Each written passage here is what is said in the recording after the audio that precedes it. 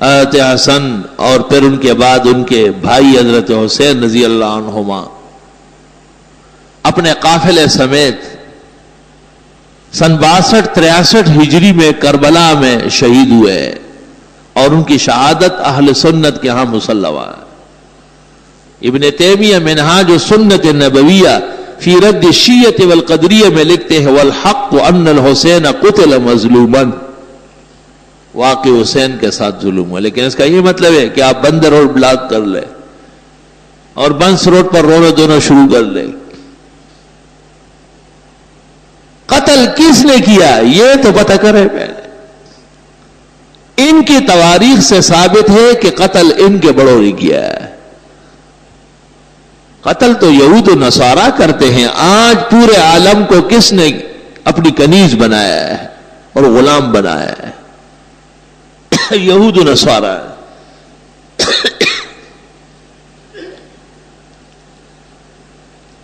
نہتے مسلمانوں پر جو بمبار ہو رہا ہے اور ان کی عورتیں اور بچے جلس کر کے راک ہو جاتے ہیں، یہ خبر روزانہ آپ اور اب اخبارات میں پڑھتے ہیں، یہ کون کر رہا ہے؟ یہود و نصارہ۔ طالبان کا کیا قصور تھا سوائے اس کے کہ وہ پورے اسلام کے پابند، اور اس وقت تک ان کے خلاف کفر کا یلغار مؤثر نہیں ہو سکتا تھا جب تک کہ اپنے لوگ ساتھ نہ ہوئے تھے، اور یہ تاریخ قیامت تک رہے گی کہ ایک دور و زمانہ ایسا آیا کہ کچھ غریب الحال مسلمانوں نے بڑی کوشش کر کے ایک اسلامی ملک بنایا اور یہود و نصارہ کے ایجنٹوں نے مل کر کے اسے سبوتاژ کر دیا، اور یہ کہ جی ہم محفوظ ہو گئے 100% غلط ہے۔ ہم اب بھی اسی طرح غیر محفوظ ہے اور ان کے رحم و کرم پر ہے۔ آج وہ پکتیا کے علاقے میں اور خوست میں فارسی اور پشتو میں لکھے ہوئے پرچے گرا رہے ہیں کہ طالبان اور القاعدہ سے ہٹ جاؤ ورنہ مرنے کے لیے تیار ہو جاؤ۔ وہ وقت دور نہیں ہے کہ یہی پرچے یہاں کراچی اور لاہور اور اسلام آباد میں گریں گے کہ تمہارے ہاں بھی طالبان اور القاعدہ کے لوگ ہیں، ان کو ہمارے حوالے کر دو ورنہ مرنے کے لیے تیار ہو جاؤ۔ جو جلاتا ہے خود اس کو بھی جلنا ہے ضرور، شمع جل جاتی ہے پروانے کے جل جانے کے بعد۔ جو دوسروں کے قتل عام پر راضی ہو وہ کبھی بھی بچ نہیں سکتا۔ اور مسلمانوں کو ہندوستان میں ہندو 200-100 آدمیوں کو ایک جگہ جمع کر کے اس بہانے بلا لیتے کہ ہم تمہیں امن دیتے ہیں، اور پھر دوسری طرف سے ہندوؤں کو بلا کر ان پر تیل چڑھا کر انہیں آگ لگائی جاتی۔ یہ سب ہم پڑھتے ہیں اخبارات میں۔ خدا جانے کہ وہ ہماری غیرت اور وہ جذبہ ایمان کہاں چلا گیا۔ قلب میں سوز نہیں، روح میں احساس نہیں، کچھ بھی پیغام محمد کا تمہیں پاس نہیں۔ اور ہمارے ماسٹر صاحب نے صرف ایک بیان داغا، بڑا افسوس ہے، ہندوستان کو خیال کرنا چاہیے۔ یہ بیان ہے، یہ بیان تو اس شخص کا ہونا چاہیے جو کسی ایک کمرے اور ایک گھر کا بڑا ہو۔ آپ تو پورے ملک کے مسلمانوں کے سربراہ ہیں، آپ کا فرض یہ ہے کہ آپ انہیں الٹیمیٹم دے کہ خبردار 24 گھنٹے کے اندر اندر ایک مسلمان اور قتل ہوا تو ہم آپ کے خلاف انتہائی قدم اٹھائیں گے۔ لیکن آپ کیسے اٹھا سکتے ہیں کہ آپ کسی اور کے ریاست کے بڑے بنے ہوئے ہیں؟ ریاست امریکہ کی ہے اور ہم اس کے رعایا ہے، اور یہ اس رعایا کا ماسٹر صاحب ہے۔ فلا حول ولا قوت الا باللہ۔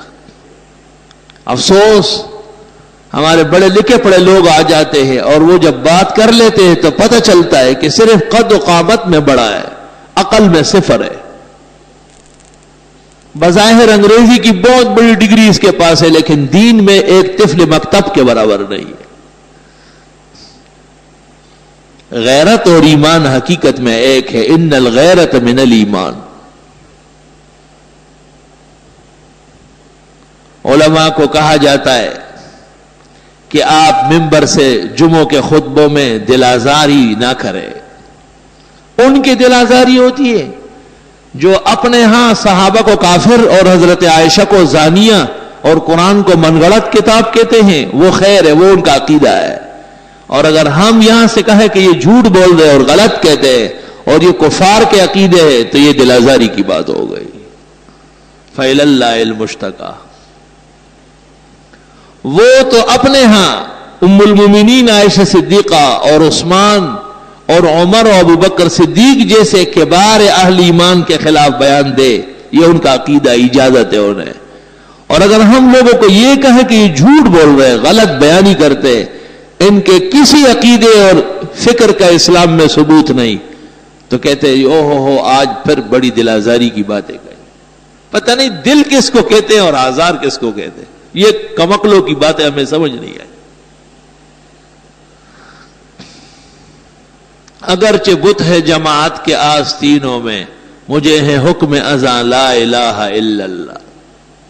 صحابہ کرام رضوان اللہ علیہم اجمعین کی عزت اور ناموس بیان کرنا یہ قرآن کا حکم ہے. یا ایھا الذین آمنوا اتقوا اللہ وکونوا مع الصادقین. اے ایمان والو اللہ سے ڈرو اور سچوں کے ساتھ ہو جاؤ. سچے کون ہیں؟ صحابہ کرام جن کی تصدیق قرآن و سنت نے کی.